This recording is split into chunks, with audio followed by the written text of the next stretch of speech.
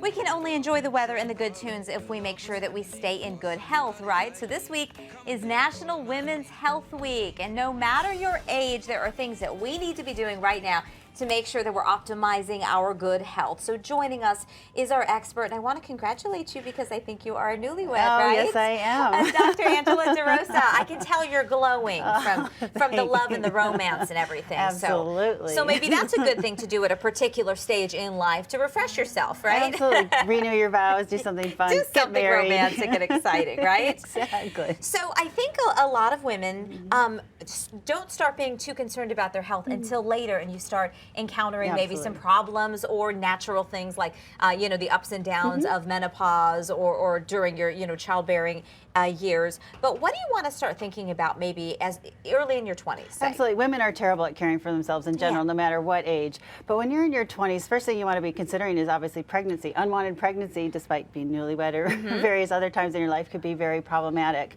And there's all these great opportunities of how to prevent pregnancy. So we think about commonly birth control pills, but there are two others that I think are really fantastic. And I brought a couple little devices. The IUD, which we often invokes fear in a lot of women, but it's actually an awesome birth control method that keeps your ovaries functioning and your hormones the way they should be in the body. And it's a simple procedure that we can do in the office. And they're tiny. They've come a long, long way. They're not your grandmother's IUD anymore. So essentially it is just a device. Yeah, you can actually see here I brought a little model.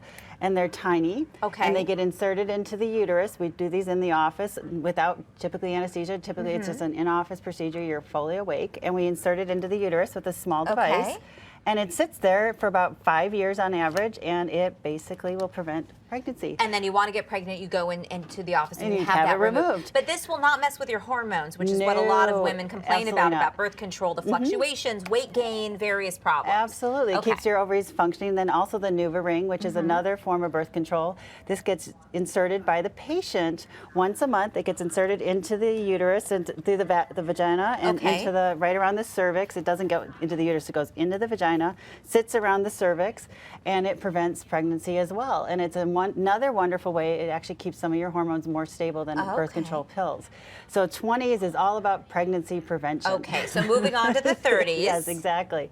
So once you hit the 30s, we often want to be thinking about fertility because in the 20s we want to prevent those pregnancies, but once you hit the 30s, you may want to really consider when do you want to get pregnant, and if you're going to do so, do it before the age of 35. Because your risk for fetal abnormalities, they become higher risk pregnancies after the age of 35, which could be dangerous for the mom and baby. And if you know you want to wait, maybe you explore your fertility then and think about some egg retrieval? Absolutely. Some people are freezing their eggs even these days. So really think strongly in your 30s. If you want to get pregnant, don't wait too long because we're supposed to have babies when we're younger. Okay. Even though it doesn't seem conducive to life all the time. 40s, what's priority? 40s, we want to think perimenopause, hormone fluctuations, because at that point our ovaries are starting to slow down.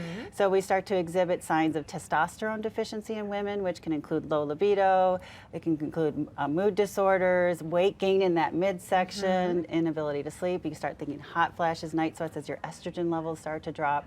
So it's all about hormonal fluctuations and imbalances. And it can just be a frustrating time because you just start to feel like not yourself. Absolutely. We just don't even recognize ourselves anymore. We want to wake up and look at our spouse and want to punch him in the face.